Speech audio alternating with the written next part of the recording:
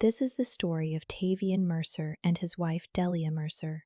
There are families that wound quietly, not through cruelty in the dramatic sense, but through the slow, deliberate arithmetic of who matters and who doesn't.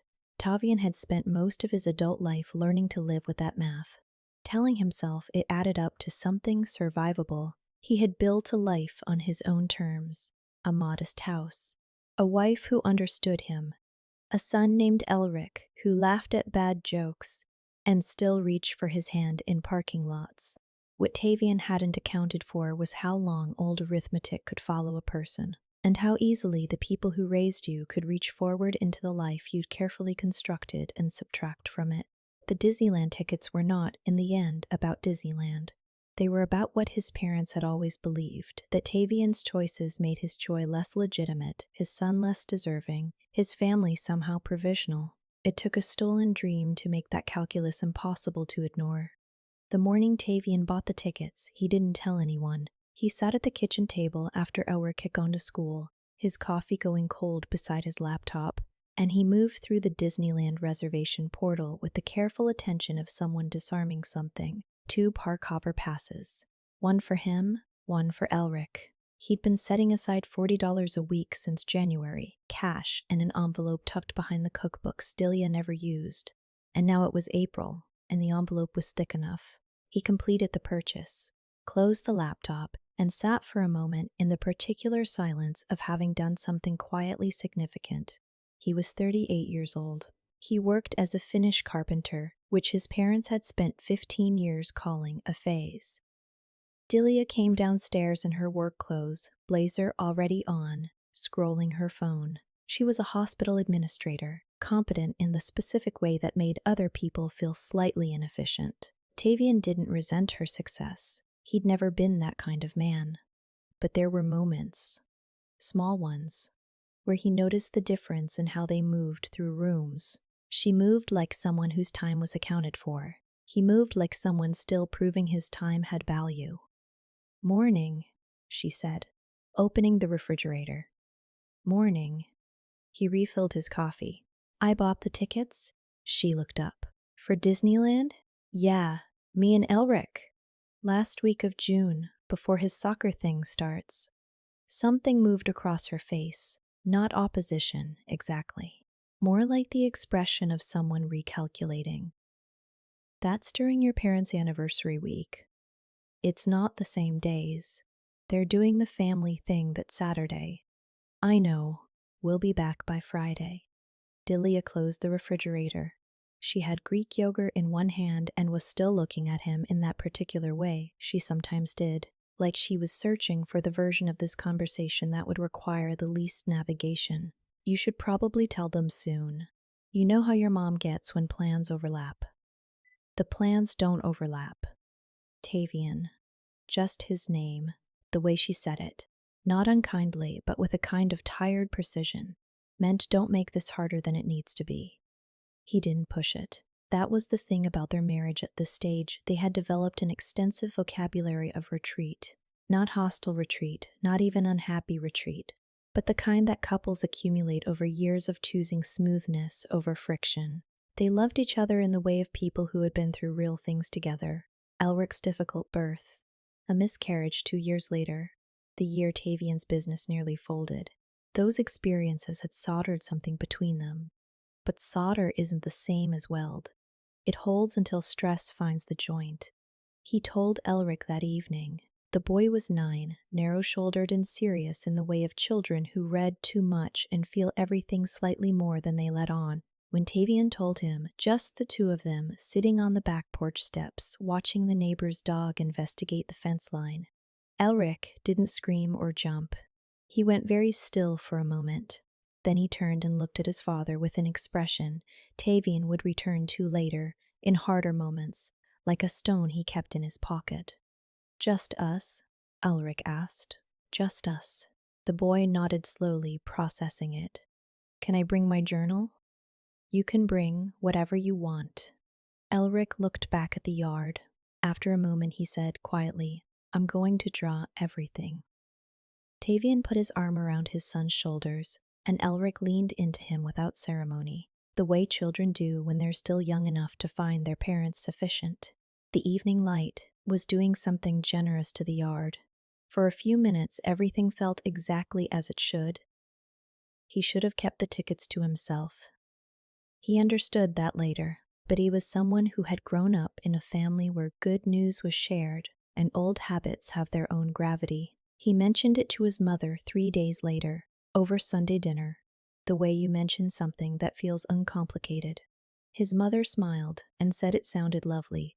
His father asked what Delia would be doing that week. His sister Maribel, who had 2 kids and a talent for occupying emotional center stage, said her kids had always wanted to go. Tavian noted the shape of that sentence and filed it away as something to ignore. He should have trusted the filing. May came in warm and ordinary. Tavian took on a kitchen renovation in a neighborhood that had been gentrifying for 20 years and still seemed surprised by it. The work was satisfying in the way Finnish carpentry usually was. Physical problem solving, grain and measurement and fit. The specific pleasure of a drawer that closed without resistance. He was good at his work in a way that was difficult to explain to people who hadn't watched him do it, which had always been the problem with his parents. His father had wanted him to go into something legible, law, finance, the kind of work that announced itself. Tavian had chosen wood and joints and the silent satisfaction of made things. He had never entirely forgiven himself for not being able to explain why that choice was enough. Which meant, he supposed, he had never entirely forgiven his parents for requiring the explanation. Delia had been slightly distant in the way that sometimes happened when she was deep in a project at work. He knew the texture of her different distances by now. There was the focused distance when she was solving something at the hospital and came home with her mind still there. There was the social distance when she'd been performing competence all day and had nothing left for performance at home. And there was the third kind, rarer, harder to name, where she wasn't distant from work but from something inside the marriage. Some room she'd closed the door on. He thought in May that he was seeing the first kind. He was wrong about that. "Your mom called me," she said one evening. They were washing dishes, which was when their real conversations happened, side by side, hands occupied, eye contact optional. Tavian registered the sentence without showing it. "What about the trip?" Delia handed him a wet pan. She wanted to know the exact dates. "Why would she call you?" A pause. "I think she wanted to make sure it didn't interfere with the anniversary gathering. I already told her it didn't." "I know." Delia's voice was careful. It was the carefulness that told him she was choosing what not to say. "I'm just telling you she called." He dried the pan and set it on the counter. "Did she say anything else?" Another pause. Slightly longer. "She mentioned Maribel's kids were disappointed they couldn't go." Tavian set down the dish towel. Not dramatically, just set it down. "Disappointed about what?" "I didn't invite them." "I know that." "It was never." He stopped. Started again. "It was supposed to be me and Elric. That was always the whole point." Delia turned off the water. She turned to look at him, and her expression was the one he found hardest to read. Not unsympathetic, but not entirely aligned with him either. Like she was standing slightly outside the situation, observing it. "I think," she said slowly, "your mom might be building towards something." He looked at her. "You think she's going to ask me to take Maribel's kids?" Delia didn't answer directly. "I think you should keep the ticket somewhere your parents don't know about." The sentence landed strangely. He turned it over. "Do you know something?" She looked at the window above the sink. Outside, the yard was dark. "I know your family," she said, which wasn't the same as answering, but was, in its way, an answer. He should have pressed her then. He almost did, but there was something in her posture, a slight, effortful neutrality that made him hold back. Later he would wonder if she had known more than she was saying, or if she had simply been watching a pattern he was too close to see. He was never entirely sure which was worse. That night, lying awake while Delia slept beside him with the dense stillness of someone with a clear conscience, Tavian thought about the envelope behind the cookbooks. $40 a week, 22 weeks. He had made a thing out of discipline and small intentions, and it was sitting in a confirmation email in his inbox. 2 park hopper passes, one for him, one for his son who was going to draw everything. He thought about the word disappointed and what it required to say it, a prior expectation, an assumption of entitlement, a quiet belief that his carefully saved happiness was somehow a resource available for redistribution. He didn't sleep well. Then, this is a strange thing to confess, but Tavian actually said it aloud in the dark to no one or everyone. He turned slightly toward the ceiling and said, in a voice that was almost normal but not quite, "I don't know. Maybe like the story or subscribe or something. I don't." He stopped, frowned, shook his head like a man clearing water from his ears. Delia stirred. "What?" "Nothing," he said. "Go back to sleep." She did. He lay there for another moment feeling faintly bewildered, then let it go. The way you let go of the strange thoughts that come at the border of sleep. The tickets were gone on a Tuesday. He discovered it the way you discover things that have been taken carefully, not all at once, but in pieces. He'd been transferring the PDF confirmation to a folder. He wanted to print the passes and put them somewhere physical, somewhere Elric could hold them, and found that the confirmation email had been opened on a device that wasn't his. He knew Delia's laptop signature on their shared account. This was different. The login was from his parents' address. He sat with that information for most of the morning. He was at the job site, and he worked anyway, because the renovation didn't care about his family. And there was something useful about that. But underneath the measuring and fitting and the clean satisfaction of the work, something was separating. He went to his parents' house that evening without calling ahead. His mother opened the door with the expression of someone who'd been expecting him, which told him everything. Inside, the house smelled like it always had. Pot roast and dish soap and something floral from the candles his mother kept on the mantel. His father was in the living room, reading, and looked up with a specific kind of careful neutrality that Tavian recognized as prearranged. "I need to understand what happened to the tickets," Tavian said. His mother moved toward the kitchen, the way she always did when a conversation needed to happen with counters between people. He followed her. His father stayed in the living room, which was also, he understood, a choice. "We thought," his mother began, and then she stopped and tried again. "Maribel's kids had been asking about Disneyland for so long, and Caleb's been having such a hard year with the move. Those tickets were for Elric. Elric is 9, he won't." She paused. Something shifted in her face. Something that was trying to find softer language for a thought that didn't have a softer version. "He won't appreciate it the way Caleb and Ivy will. He's at that age where he's so internal. He wouldn't have gotten much out of it, Tavian."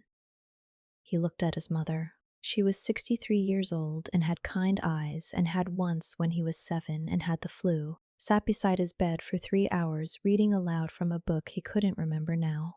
She was not a monster. That was the thing about this that made it so hard to stand in.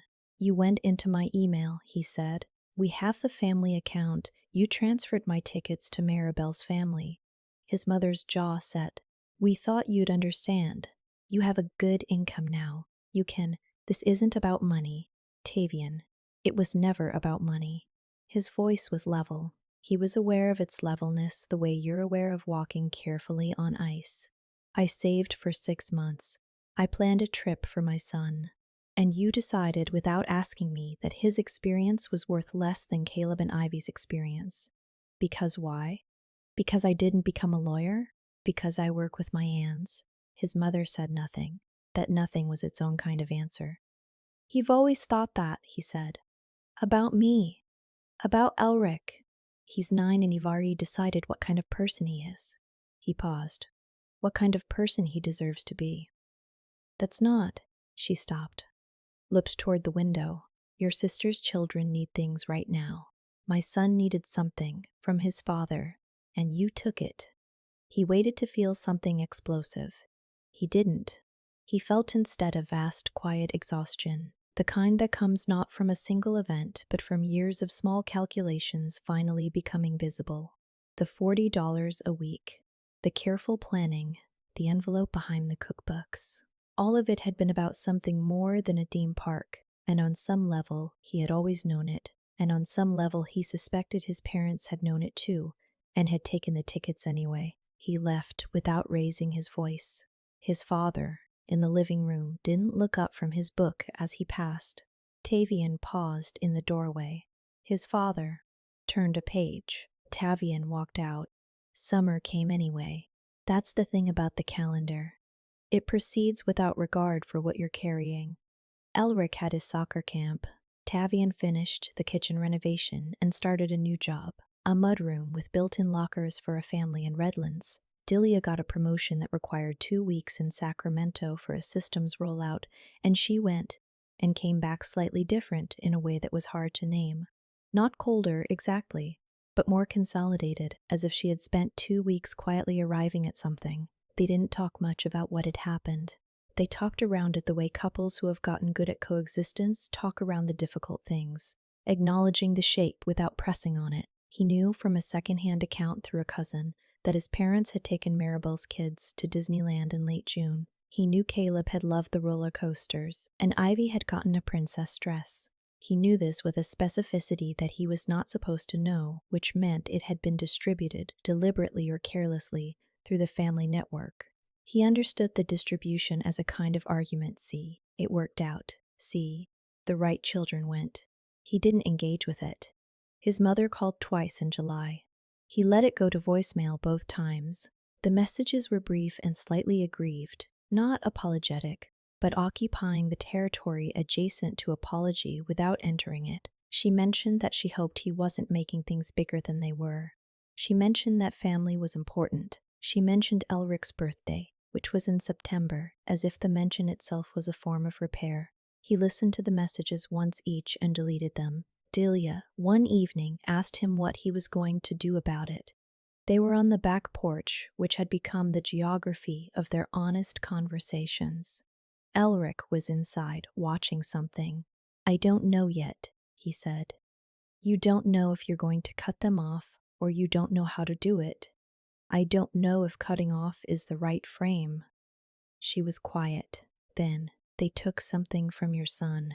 "I know, not just the tickets." She picked at the edge of her glass.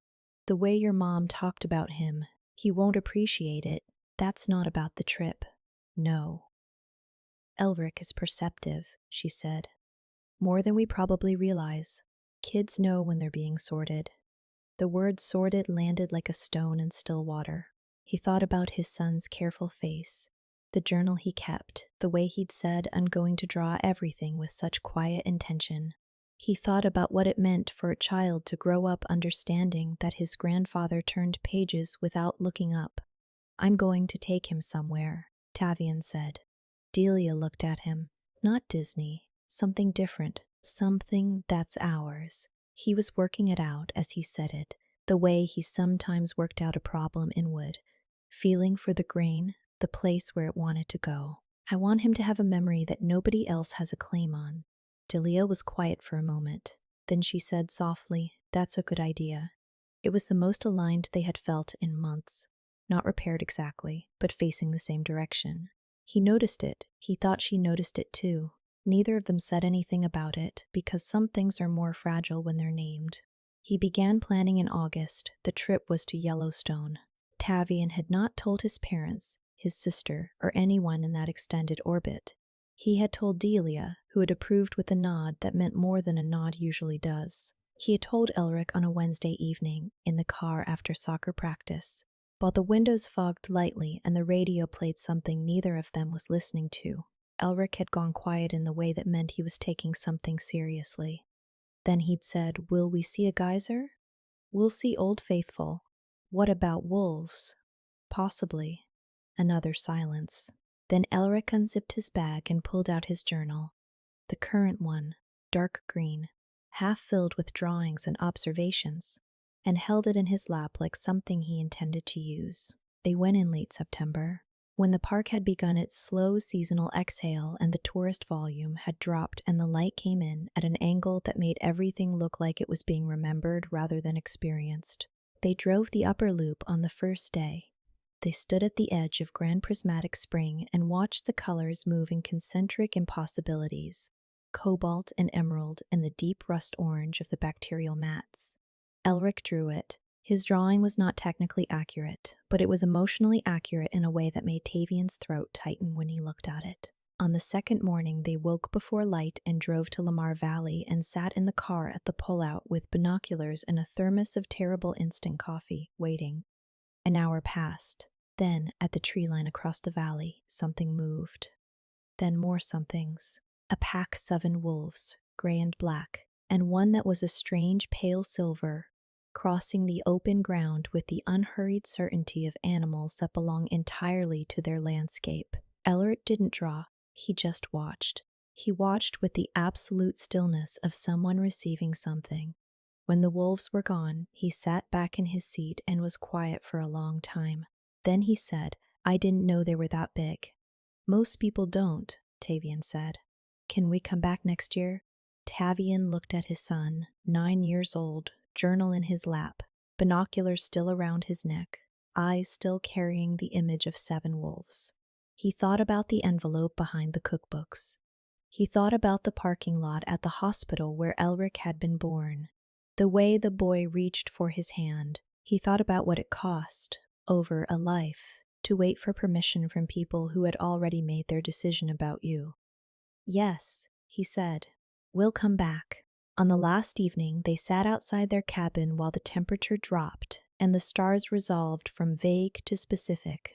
Elric was writing something in his journal. Tavian watched him and thought about the word deserving, who gets to assign it, what it costs to accept their assessment, what happens when you stop. His phone had a message from his mother. He could see the notification without opening it. He turned the phone face down on the picnic table. Later, much later, he would call her back. Or he wouldn't. That decision was still in front of him, and he was learning to let it be in front of him rather than forcing it into shape before he was ready. What he knew was this: he would not accept, on his son's behalf, the arithmetic of his parents' love. Elric was not a lesser beneficiary. He was not a child who wouldn't appreciate things. He was a boy who could watch 7 wolves and go completely silent with the weight of it, and then ask to come back. That was not a child who needed someone to determine what he deserved. Elric looked up from his journal. "Dad." "Yeah, I'm going to remember this forever." He said it with the matter-of-fact certainty of a 9-year-old who hasn't yet learned to be embarrassed by sincerity. "Like, I actually think I'm going to remember this when I'm old." Tavian looked at his son's face in the firelight. The serious eyes, the journal held open, the absolute unguarded conviction of the statement. "Me too," he said, and it was enough. Not everything, not the resolution of all the things that needed resolving, the marriage's quiet distances, the family's unpaid accounting, his own complicated grief for the version of his parents he'd wanted them to be. None of that was finished. But this moment was whole. It existed completely, without asterisk, without anyone's permission. It was theirs. The fire burned lower. Elric drew. The stars continued their old, indifferent work above the plateau. Somewhere in the dark of Lamar Valley, 7 wolves moved through territory that had always been theirs, unhurried, unconcerned with who had decided they deserved to be there. They had simply always known that they did.